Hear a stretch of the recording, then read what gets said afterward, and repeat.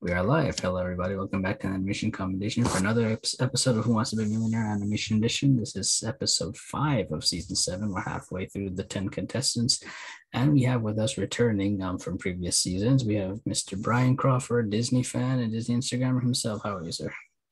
Hey, pretty good, Mark. How are you doing tonight? Doing fine, man. Thanks for coming back. Yeah, And I'm glad for a third chance to try to do a little better than the last two times. third time's a charm. That's what they say. And for anyone who hasn't watched up the other episodes or doesn't know, you could introduce yourself. Yeah, sure. My name is Brian, and I very active on Instagram. I have a fun Instagram account. My name is Keeping Walt in Disney.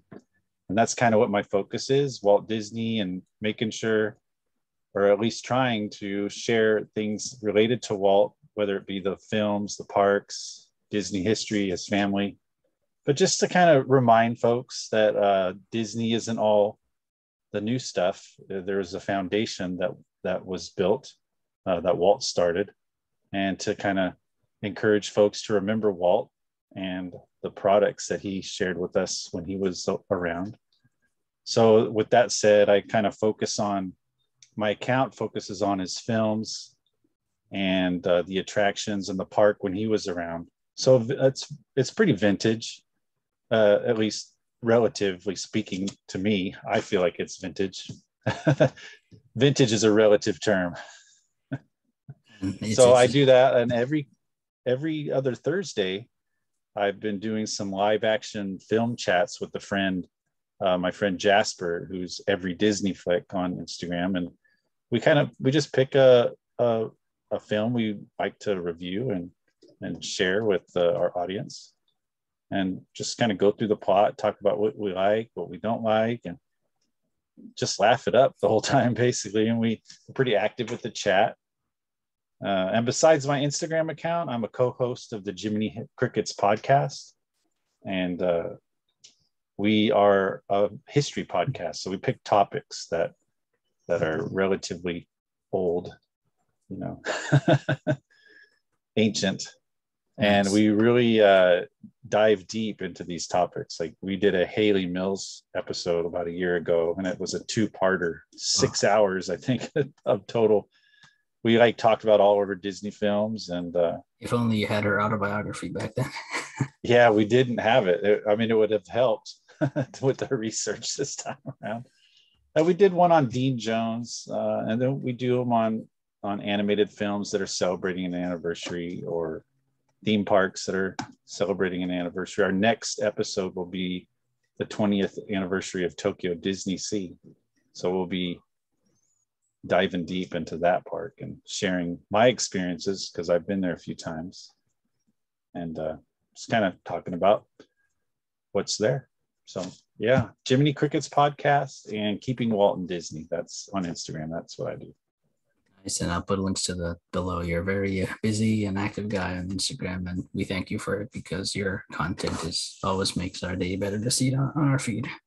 Awesome. Thanks, man. I love following you on Instagram too, and I love reading your blog. Awesome. I've been reading it for a long time now, 5 years at least, 5 or 6 years. Has it been that long already? Wow, time flies. Yeah, I think you were one of the first people that I followed, or you followed me back when I got started around 2015 and 2016 maybe. Wow. How long have you been doing the blog? I started the blog. Well, the blog started about 9 years ago. Okay. So, and that's the animation blog, and then my live action Disney blog was about 7 years, maybe, or 8 years. Yeah. I think that was. And that's where I discovered you there, through that. Awesome. So blogging gets people together. It does. For anyone who's new to this is a 12-question multiple choice game show about anything even remotely in the field of animation. As long as Brian keeps getting questions right, he goes higher up the ladder. Once he gets one wrong, that's the end of the game. And he leaves with the last number of points from the last safe haven. He has 3 lifelines to help him. 50-50. Gets rid of 2 wrong answers. Phone a friend if he chooses. He can call someone for help or ask the expert. This season, our expert is Mr. Sean Nasudi, a film blogger, Disney lover, and a writer for the Disney Biz Insider website, and he was the winner of the game show last season. Brian can see how he answered, decide if he wants to go with that or not. And if Brian gets to 32,000 points, he gets the fourth lifeline to switch the question for another one worth the same amount of points. All right. But after that lengthy introduction, Brian, are you ready to play Millionaire? I'm ready. Let's do it. Let's do it. I'm going to share my screen. Can you see it? I see it. There you go. Awesome. This is a Millionaire View show, and we're ready to go. Huh? Exactly. And the again, this year ladder of points. Remember, the yellow ones are your benchmarks. Once you get to those, you can't lose them no matter what. And everyone, this is Sean Nasudi. Check out his blog, Rhode Island Movie Corner at ramoviecorner.blogspot.com, as well as the Diz Insider. He's a writer for that as well. And Brian has already read his introduction, so I'm going to go ahead and start 500 points. In the 1933 Academy Award-winning animated Disney short Three Little Pigs, what is the name of the villain who tries to eat the pigs? Is it A, the tiny terrible wolf, B, the medium majestic wolf, C, the giant gnarly wolf, or D, the big bad wolf? Well, I guess if I was like one of the pigs, like the one who built his house out of straw and saw a wolf approach me, I'd probably think he was a giant gnarly wolf. But in this case, the name of the character is D, the big bad wolf. Final answer. It's final till you say final answer. Your answer is correct. You are right. Oh, wow. Okay. You're on a roll. And there he is. This short was so popular. I mean, even the song was popular, if I'm not mistaken, right? He was afraid of the big bad wolf. Did that top the charts when it came out or something like that? Yeah, I think it was one of the most popular silly symphonies, if I recall. I think it was a silly symphony. I think it was as well. And yeah. I mean, I always wondered if Disney will ever go back to this franchise and make like a film about them, but I guess why mess with something? Well, the silly symphonies kind of evolved into Fantasia, and then of course there was the second edition of Fantasia, Fantasia 2000. Mm-hmm. So they've always been around throughout the years, and Walt Disney loved classical music, and that's kind of where he really got started. With classical music and animation, these silly symphonies really built a strong foundation for his big project in 1937, Snow White. Yep. But they're really popular back in the day. They still are today. And basically, we're just waiting for Fantasia 3000 right now. I wonder what kind of soundtrack they'll be using at that point. Well, who knows what technology will be like then? Yeah. All right, Brian, you got the first one right. Let's keep going. 1,000 points. I have to remind you, if you get this wrong, you leave with nothing. I don't think it's going to happen, but just have to remind you. 1, you could. 2006 Academy Award-winning animated film Happy Feet features a character named Mumble who can tap dance. What type of Antarctic bird is he? Is he A pelican, B, a cassowary, C, a vulture, or D, a penguin? Well, I have seen this one before. It's a good one. I don't venture outside of the Disney realm often when it comes to animation, but when you have kids, you get dragged to the movie theater and see some of these films. And I enjoyed Happy Feet, and I believe that was all about penguins. So I don't even know what a cassowary is. I'll have to look that one up. But I'm not going to go with B. I'm going to go with D, penguin. Final answer. Well, you were pretty sure it's penguin. I don't know. Is that right? Your answer is correct. Congratulations. Okay. You have 1,000 points no matter what. Yeah, this is a movie I only saw once. I think I saw it not long after it came out, but I haven't rewatched it since, so I don't remember much of it. Yeah, I think I may have seen it a couple times. I totally forgot that Robin Williams was one of the voices.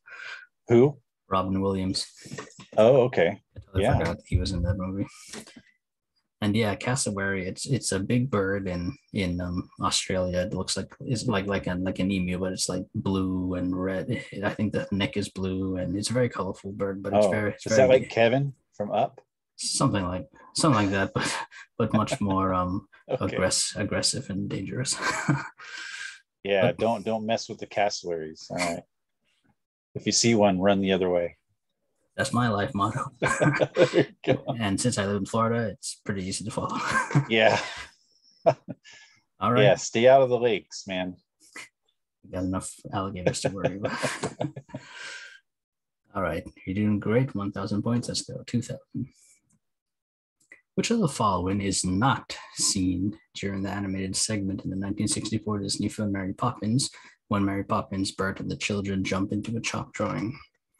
Penguin waiters, a fox hunt, a chess game, or horse racing, which is not seen? Yeah, what a fantastic sequence this is, huh? In Mary Poppins. It's probably what folks take away the most from the film, I think, you know. I saw it when I was a little kid, and I think I remembered this scene the most. It's just brilliant, you know. I think it was the first time I ever experienced like animated or live action people in an animated background. But looking at these answers here, I definitely know the Penguin Waiters, of course, Dick Van Dyke's classic dance with those guys, and the fox hunt is a prominent scene in there. I love those horses, how they run. And the horse race, they're speaking of horses, yeah, that's Mary Poppins does win the horse race, and they sing Supercalifragilisticexpialidocious and party on. But I am not seeing any chess being played, and so I'm going to go with C, chess game. Final answer. Pretty sure about that one? Your answer is? I'm pretty sure. I hope so. Correct.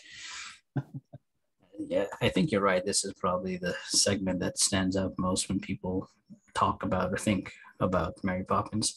What did you think? I don't know if we talked about it before, but what did you think of Mary Poppins Returns? I liked it. You know, I thought it was a nice sequel to the original, and of course, who didn't love seeing Dick Van Dyke come back? I mean, I was bawling in the theater. He was 46-year-old man. He was still dancing at 90, whatever. Yeah, amazing. The story was really good. I love Emily Blunt. She's just amazing. I'm not a big fan of Lin-Manuel Miranda. I'm not a big fan of his singing style, but I think he did the character justice. There's only one part that I really didn't like, and that was the song. Was it the Upside Down song? Talking Turtle. Turtle talking. Yeah, okay. Yeah, with Meryl Streep. That scene seemed a little. I don't know what to say. Yeah, they could have cut it, and it probably would have been fine. Yeah, that's exactly how I feel. That's probably my least favorite song and segment in the film. But I feel what they were trying to do is kind of pay homage to the Uncle Albert scene, I guess. So the Meryl Streep's character. Exactly. You could right. There were a lot of analogous scenes to the original. Exactly. While you're watching, you're like, oh, this is mimicking the scene, of course, the animated scene with the Royal Dalton Music Hall. Yeah. Oh, that's another thing I didn't like, the way Emily Blunt sang Royal Dalton Music Hall. I didn't like that music part. It didn't seem Mary Poppins to me when she kind of jazzed it up there. Yeah, but I agree with excuse me. I enjoyed the movie a lot as well. And as you know, I'm not a fan of in principle of the live action remakes of the animated films. So seeing a sequel come out was kind of a bit of a breather. Yeah, that's breath of fresh air. I feel the same way. I'm tired of live action remakes of animated films, but sequels are fine. You know, if it's going to tell a different story. I'm not a big fan of especially the live action remake, or not really a remake, but sequels that focus on the villains and try to paint them in a sympathetic light, you know. Maleficent. Cruella. Yeah. Well, that's our hot take right there, people. There you go. All right, Brian, we got to 2,000. Let's keep going. You have all your lifelines still. 5,000. The song Human Again was omitted from the original release of which animated Disney canon film, only to be revised and inserted into the special edition re-release of the film? Today, The Little Mermaid, B, Beauty and the Beast, C, Brother Bear, or D, The Princess and the Frog. Wow, all great films. I love all of those. Even Brother Bear, which really needs more recognition. It is I adore that film. Yeah, it's good. Human Again. Yeah, great song. Was not in the original, but was in the special edition re-release. And I think it was even part of the Broadway production. Right? Have you seen that one? I haven't seen the Broadway production of Beauty and the Beast, B, Final Answer. A B, Final Answer? No, I haven't seen the Broadway production of it. Yeah. But I hope it's coming back to Broadway someday, but I can see it. Yeah, I've seen it once. Your answer is correct, as you know. Yeah. But yeah, I think the song was included in the Broadway version. Mm-hmm. And great song. I love the song. I guess I get why it was cut, but I think it's an excellent song. I don't see why it should have been cut. Yeah, it definitely gives you a little bit more feeling for all of the characters that were turned into, objects around the castle. Yeah. I mean, of course, you definitely fall in love with them, but and you kind of get the feeling that they want to be human again. Mm-hmm. But when they sing this song, you're really like rooting for them afterwards. The only criticism I've heard about it, and I can agree with it, is that people have said that it's like too many songs back to back. So you have I forget what you have before this. That you have Human Again, then you have Something There. It's like three musics. Is a guest on? No, I can't remember what came before this, but it's like three movies. Yeah, it's like between the Something There and then the dance scene. Mm-hmm. So it's kind of like a little bit of a break. Sorry, Something There, Human Again, Beauty and the Beast. That's what it is. Yeah, something to kind of break the lovey-dovey. Even though which is central to the plot, of course. But wait, I have a question. That song that was an Alan Menken. Oh gosh, why am I blanking on the other gentleman's name? Can you repeat that? Howard Ashman. Howard Ashman, yeah. And they included it in the re-release as an honor to him, Howard Ashman, because he passed away shortly after Beauty and the Beast, and I think before it was released. I think 1991 itself, I think he died. Yeah. So I've always felt that was like an homage to Howard Ashman too. It's a great tribute. I love the song and I love the guy's lyrics. We shall listen. Wow, right. At 5,000, I think that's a new record. And you have all your lifelines, but I think you've gone farther, and let's get even further. 10,000. Okay. Who is the voice of the fiancé Victor in the animated 2005 film Corpse Bride? A, Johnny Depp, B, Keanu Reeves, C, Hugh Jackman, or D, Colin Firth? Have you seen this one? Yeah, I have seen it. Isn't it the isn't it? Is it a Tim Burton film? It is a Tim Burton film, yes. Yeah, I know I've seen this before. And I'm just trying to, I can see the character Victor, right? And I'm just trying to like picture his voice, or like try to hear his voice in my head. Victor. Yeah. So this is what studio did Corpse Bride? It was I don't remember the studio exactly. Yeah, no, it's just like Tim Burton. Just Tim Burton. Tim Burton stuff. I wonder if he's like Don Bluth. You don't think of the studios, you just go with it. Yeah, right. Exactly. A good example. Yeah. So you asked by the expert. He said generally in terms of if it's modern stuff, he should be fine with it. Yeah, I think he might know this one. I'm kind of leaning towards 2005. I don't remember him. I'm kind of leaning towards Keanu Reeves, but I'm not. I'm not really sure. So I'm gonna have to go ahead and do the expert here.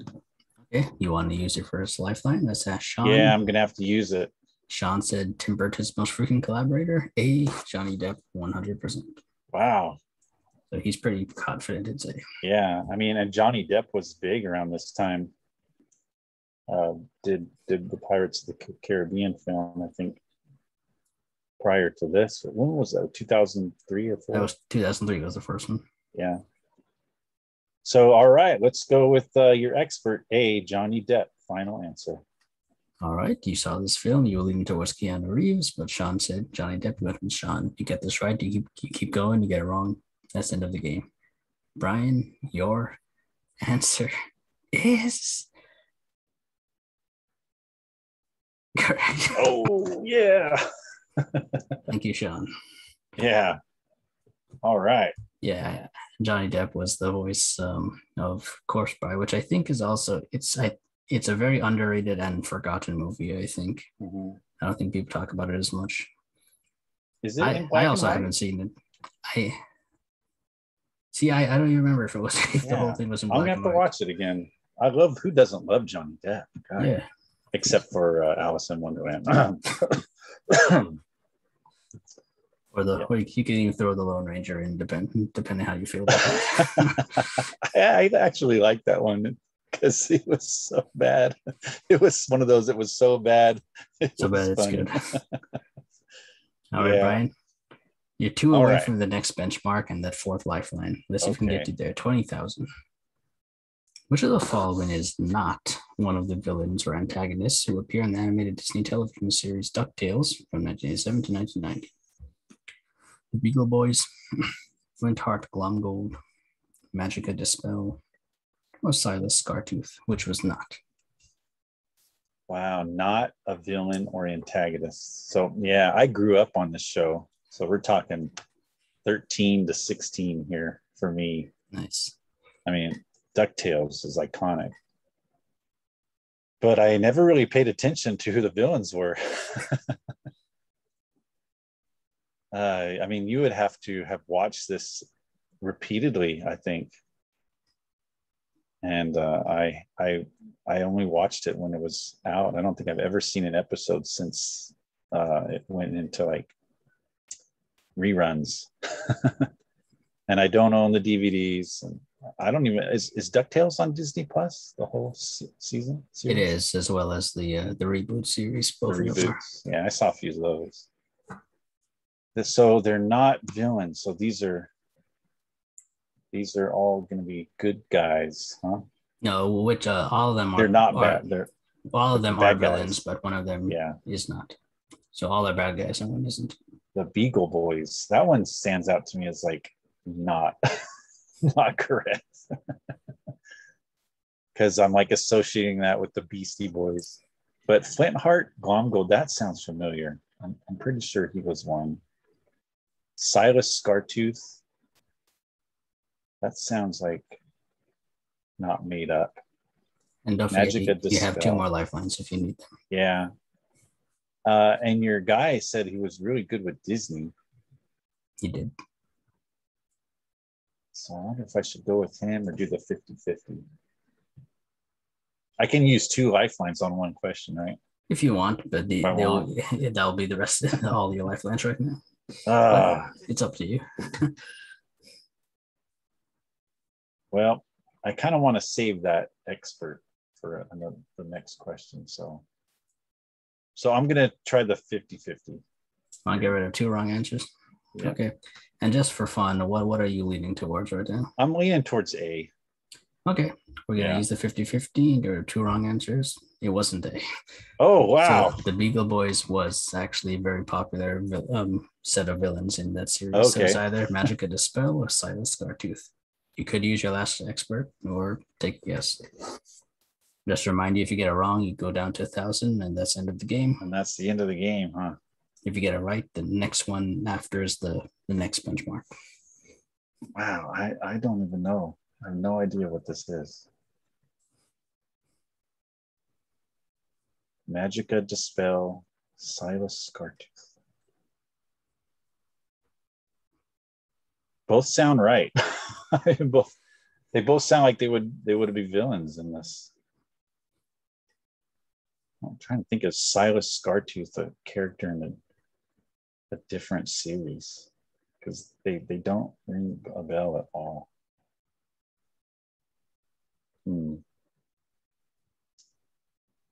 50-50 chance here, and I could still use the expert if I want. Huh? If you want.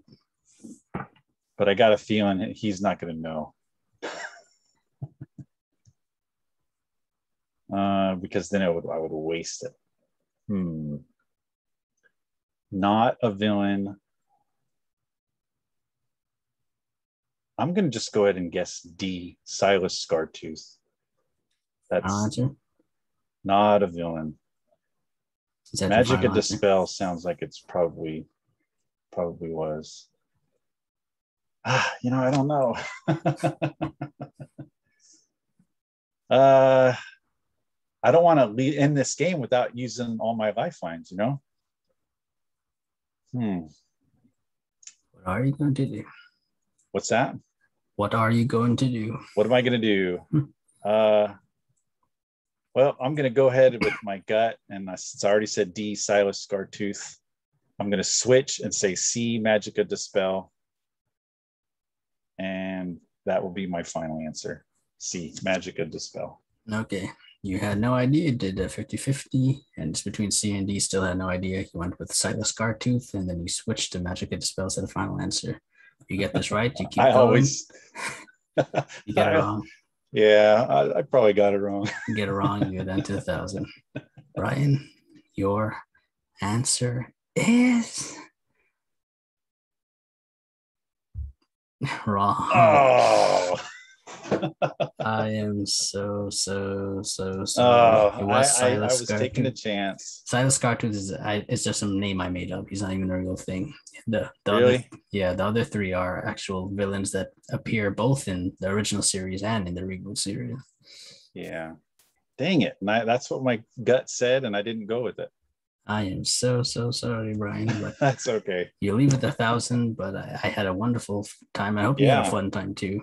It was. And if none of the top 10 make it to the million, the top 5 of you will come back for a round 2. So I'm not sure if you'll be in the top 5. I'll let you know by then. I've never made it. Well, you never know. And before we go, is there anything else you want to say, or how can people find you?